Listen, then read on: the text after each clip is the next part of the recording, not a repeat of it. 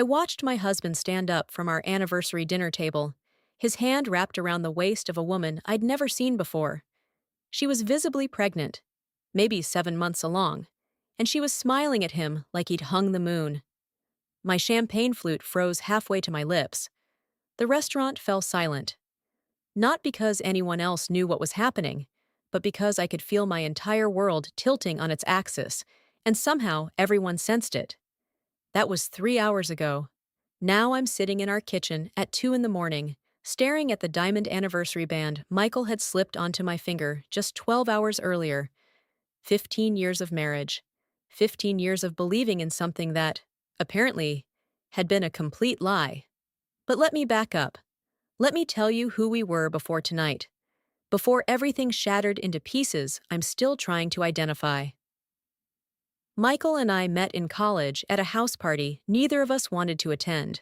I was a business administration major with dreams of opening my own event planning company.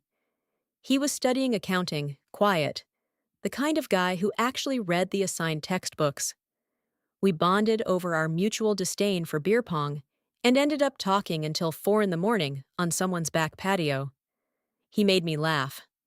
More importantly, he made me feel safe, like I'd found someone who actually saw me, not just the version of myself I presented to the world. We dated for 3 years before he proposed. The ring was modest but beautiful, a half-carat diamond in a white gold setting. I remember thinking it was perfect because it was so perfectly us. Not flashy, not trying to impress anyone, just solid and real and meant to last. The wedding was small, maybe 80 people, held at my parents' country club in Connecticut. My mother had wanted something bigger, more prestigious, but I'd insisted on keeping it intimate. Michael's parents came from Ohio. His father, a retired factory supervisor, his mother, a former nurse. They were kind, unpretentious people who seemed genuinely delighted to welcome me into the family. His mother, Linda, brought me into the kitchen at the reception and held my hand, tears in her eyes. "Take care of each other," she'd said. "That's all that matters." I'd believed her. I'd believed in that promise with every fiber of my being. The first few years were the ones they write about in romance novels. We rented a small apartment in Boston while Michael worked for a mid-sized accounting firm, and I built my event planning business from our spare bedroom. We were broke, but we were happy. We'd spend Sunday mornings at farmers markets, cooking elaborate brunches, talking about the future. We wanted kids eventually, 2, maybe 3. We wanted to buy a house with a yard. Normal dreams, achievable dreams. By year 5, we'd made it. Michael had been promoted to senior accountant. My business was thriving. I'd booked 3 major corporate events that year, including a $200,000 gala for a biotech company in Waltham. We put a down payment on a 4-bedroom colonial in Brookline, a neighborhood we'd driven through 100 times, always saying, "Someday." The house was built in 1987, needed work, but it had original hardwood floors and a wraparound porch that faced a small lake. It was ours. I threw myself into renovations. New kitchen, fresh paint, refinished the master bedroom bathroom. Michael would come home from work and find me covered in drywall dust, and he'd just shake his head and smile. "You're insane," he'd say, pulling me into his arms despite my filthy state. "But I love you for it." We'd been trying to get pregnant for 3 years at that point. The fertility struggle was the only shadow on our lives. 2 miscarriages, rounds of IVF. My body felt like a betrayal.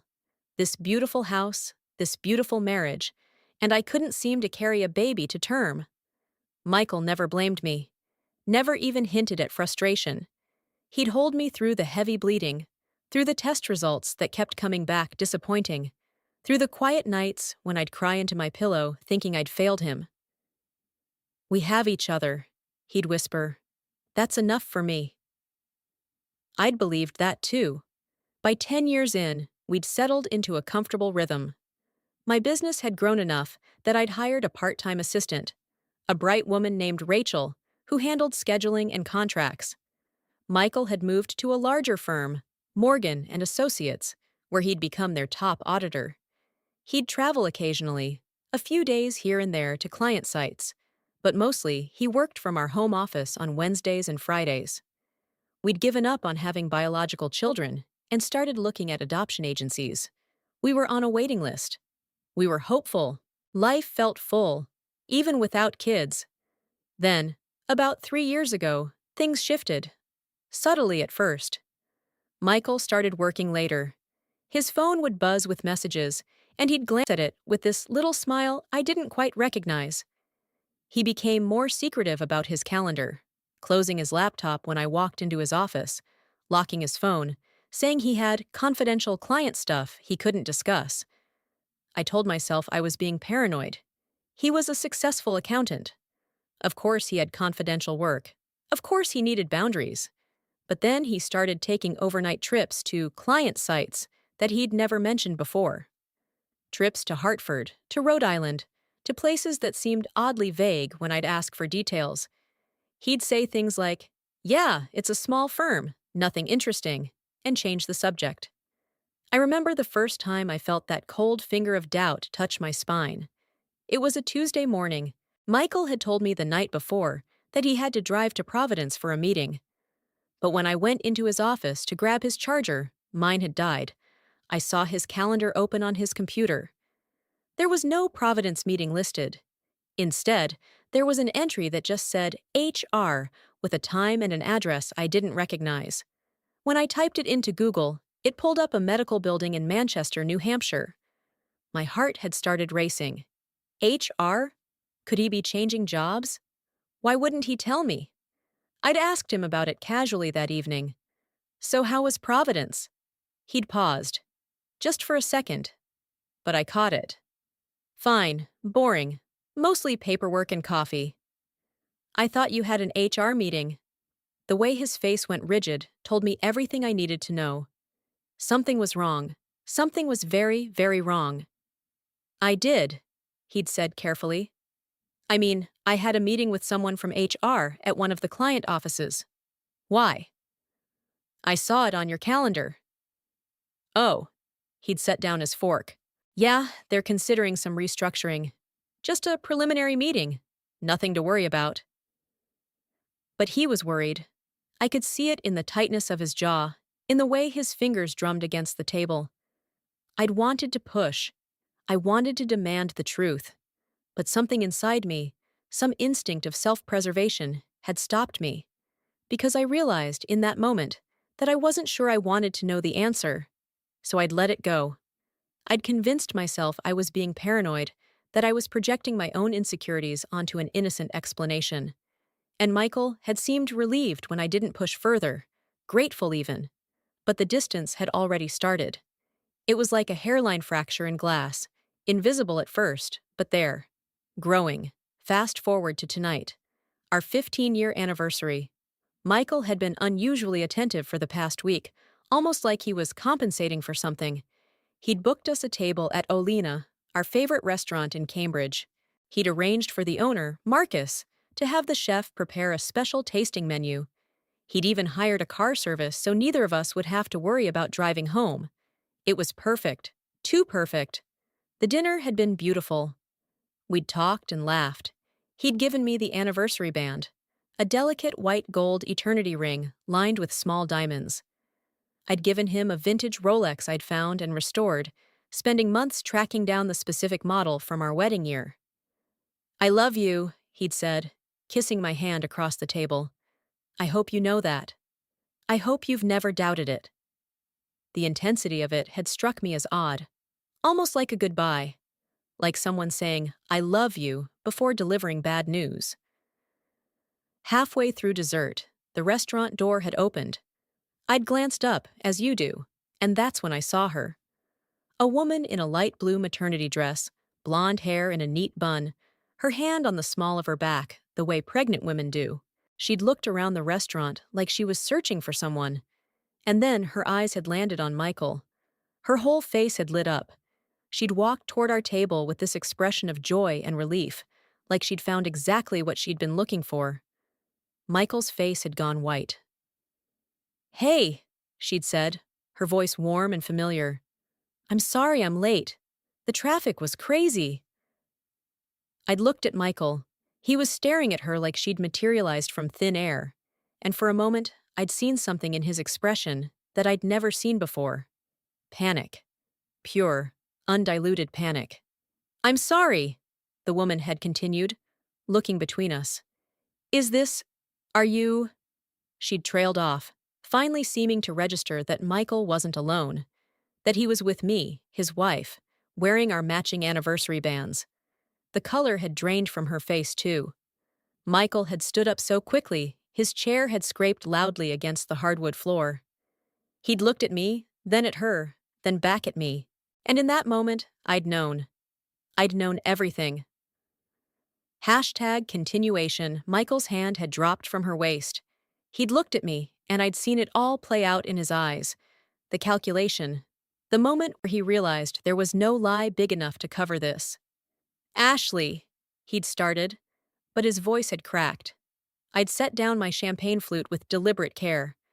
My hands had stopped shaking the moment I understood. It was like my body had made a decision my mind hadn't caught up to yet. Survival mode. Ice water in my veins. The blonde woman had finally registered what was happening. Her smile had faltered. She'd looked at Michael, then at me, then down at her own swollen belly. "Michael?" she'd said, and there was a question in that one word that contained everything. "Who is this?" I'd laughed. Actually laughed. It was a horrible sound, sharp and brittle. "I'm his wife," I'd said, standing up. "The one he's been married to for 15 years. The one who's wearing the matching anniversary band he gave me this morning." The restaurant had gone completely silent. I could feel everyone staring. Marcus, the owner, had frozen mid-step on his way to the kitchen. A couple at the next table had stopped mid-conversation. Michael had tried to stand, but I'd held up my hand.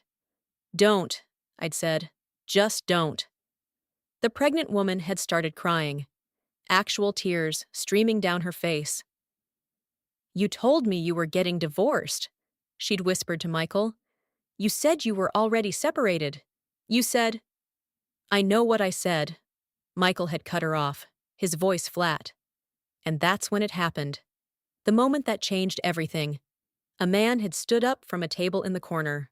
Older, maybe 60, wearing an expensive suit. He'd been dining alone, and I'd barely noticed him until that moment. "Michael Chen?" the man had called out. Michael's head had snapped toward him, and I'd seen genuine fear cross his face. "I'm David Rothschild," the man had continued, walking toward our table with his phone in his hand. "I'm an investigator hired by your wife's attorney, and I've got to say, this is even better timing than we hoped for." My stomach had dropped. Wife's attorney? I hadn't hired anyone. "What are you talking about?" I'd managed. David Rothschild had turned to me with a sympathetic expression. "Ma'am, I apologize for the intrusion, but I was hired 3 weeks ago by someone who had information about your husband's extracurricular activities. I've been documenting everything." He'd held up his phone, and even from where I was standing, I could see photos. Michael and the blonde woman at what looked like a hotel. Michael's hand on her pregnant belly. Bank statements, credit card charges. A whole trail of evidence. "Who hired you?" I'd asked. "I can't disclose that information without their permission," Rothschild had said. "But I have to tell you, there's a lot here. Multiple accounts in her name that your husband has been funding. A rental property in her name in Manchester. Medical bills for prenatal care. This appears to be an ongoing relationship spanning at least 2 years, possibly longer." 2 years. 2 years of those mysterious trips, those closed laptop moments, those calendar entries that didn't add up. The pregnant woman, I still didn't know her name, had backed away from Michael. "Is this true?" she'd demanded. "Are you married?" Michael had looked like he wanted to disappear. He'd opened his mouth, closed it. His face had gone a grayish color that made me think he might actually be sick. "Yes," I'd said quietly. "He's married, to me. We were celebrating our anniversary tonight. Were you supposed to be here, or was this a surprise?" The woman had looked at Michael with an expression of such hurt and betrayal that I'd almost felt sorry for her. Almost. "I need to sit down," she'd said, and Marcus had rushed over to help her into a chair. Michael had finally found his voice. Ashley, I can explain. Can you? I'd turned to face him fully. Because I'm very interested in hearing how you explain a child. Is that your child? Because we've spent 15 years trying to have a baby together, Michael. 15 years of heartbreak, of treatments, of me blaming my own body for failing us. And the whole time, you were having a child with someone else? The room had tilted slightly. I'd had to grab the back of my chair to steady myself. It's not, Michael had started. Don't, I'd said again. Just stop. David Rothschild had stepped closer. There's also the matter of the financial accounts. He's been transferring significant sums, approximately $15,000 a month, to an account he set up in her name. That's marital funds, which means it's part of the divorce settlement, I'd finished, understanding clicking into place.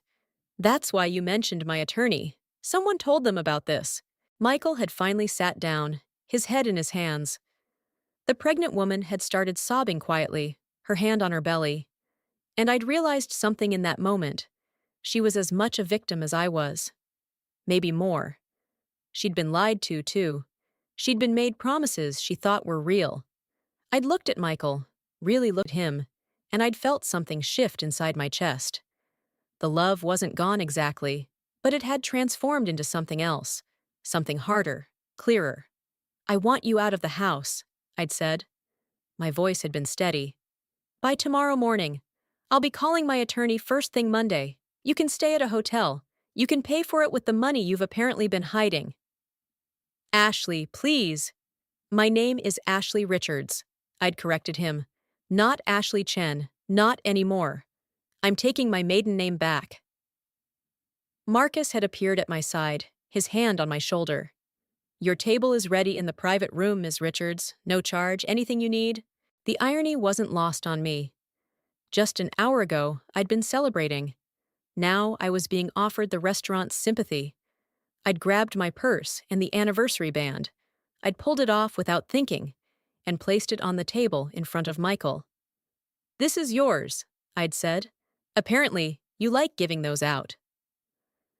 As I'd walked toward the private dining room, I'd heard the pregnant woman asking Michael questions in an increasingly angry voice. The sound of his non-answers. The sound of another woman's world collapsing. I'd sat alone in that private room for 3 hours. Marcus had brought me wine. Good wine, the kind we'd been celebrating with, and a beautiful plate of the chef's special preparations. I hadn't been hungry, but I'd eaten anyway. Small bites, mechanical, survival. My phone had buzzed around midnight. A text from an unknown number. This is Linda Chen, Michael's mother. I heard what happened at the restaurant. I am deeply ashamed of my son. You deserve better. Please call me. I hadn't called, but I'd saved the message. By the time I'd gotten home, Marcus had called me a car. It was nearly 2 a.m. Michael's car was in the driveway. I'd parked on the street and let myself in through the garage. He'd been sitting in the dark kitchen, in the same spot where I was sitting now, hours later. I'm sorry, he'd said immediately. I know that's not enough, but I'm sorry. I'm so sorry, Ashley. I'd turned on the light, and he'd squinted against the brightness. He'd looked small, diminished, like something inside him had collapsed. When did it start? I'd asked. He'd been quiet for a long moment. 3 years ago, almost exactly. There was a conference in Manchester. A friend from college was in town, and we went out for drinks. Sarah was our server. We talked for hours after her shift ended.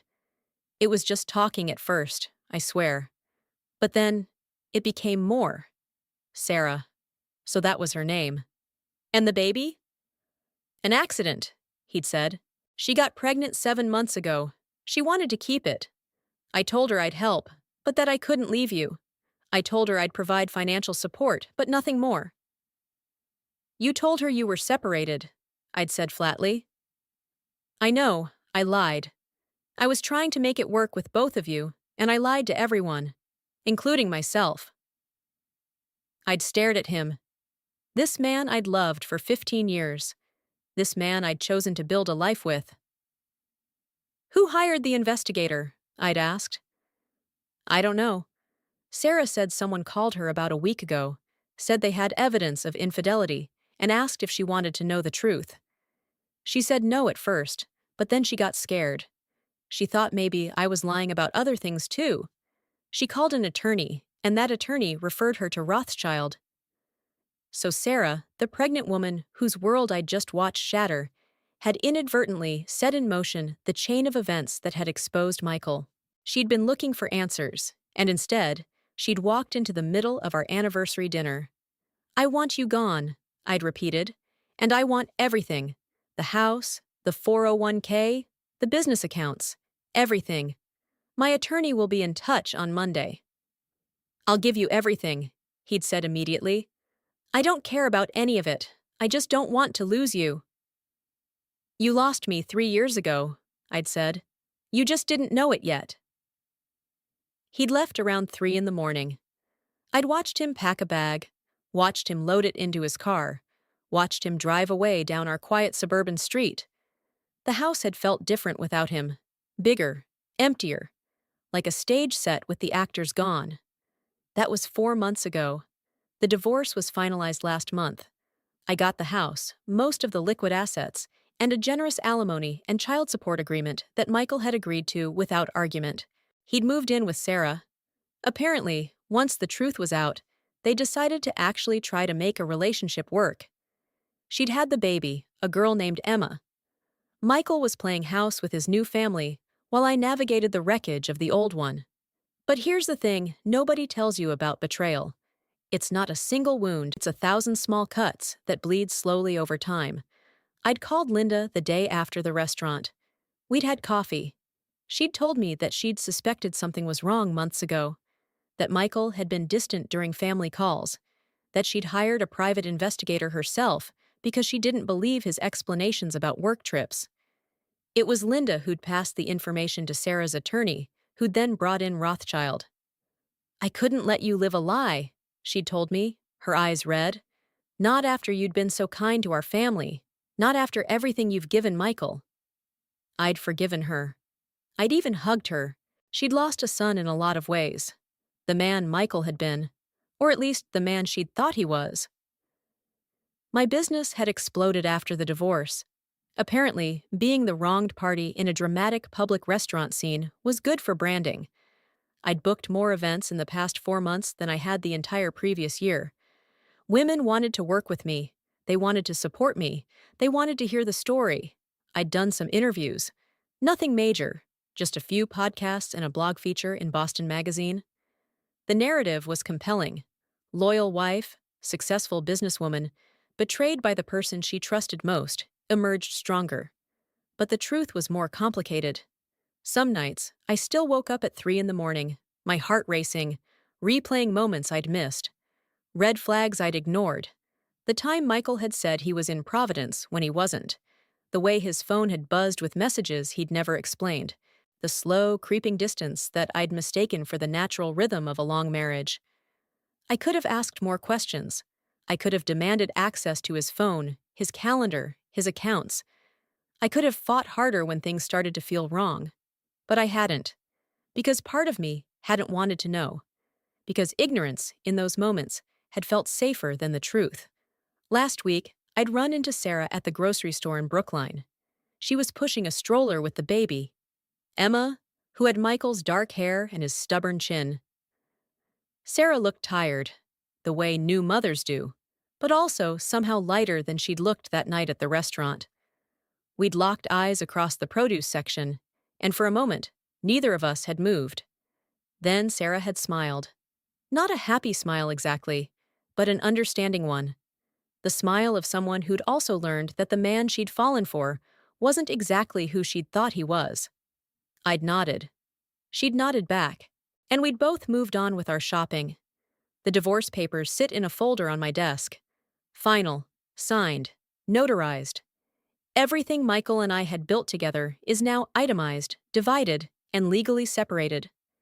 The anniversary band he'd given me is still in a drawer in my bedroom. I haven't decided what to do with it yet. Sometimes I think about calling him, about asking him questions that probably don't have answers worth hearing.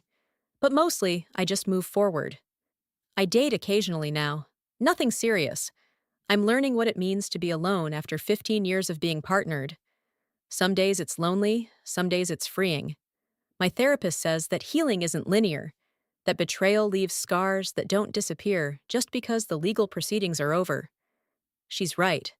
But she's also right that I'm stronger than I was. I survived my husband's betrayal. I survived public humiliation. I survived the dissolution of the life I'd built. And I'm still here, still standing, still building something new. The house in Brookline sits quietly around me these days. I've redecorated the master bedroom. I'm planning to renovate the kitchen. Not for him, but for me. The wraparound porch still faces the lake, and sometimes I sit out there in the mornings with my coffee and just breathe. There are still hard days.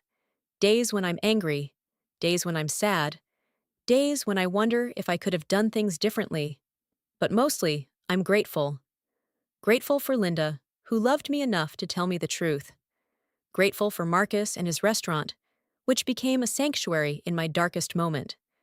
Grateful for my business, which gave me purpose and identity beyond Michael's wife. And grateful for Sarah, in an odd way, because her presence in Michael's life had forced me to finally see what had been happening. It had given me the clarity to walk away from something that was already broken. Life doesn't always end the way you planned. Sometimes the person you build your dreams with turns out to be someone you don't really know. Sometimes the comfortable life you've constructed gets demolished in a single evening. But sometimes, when everything falls apart, you discover that you're stronger than you ever realized. And that might be the only anniversary gift worth celebrating.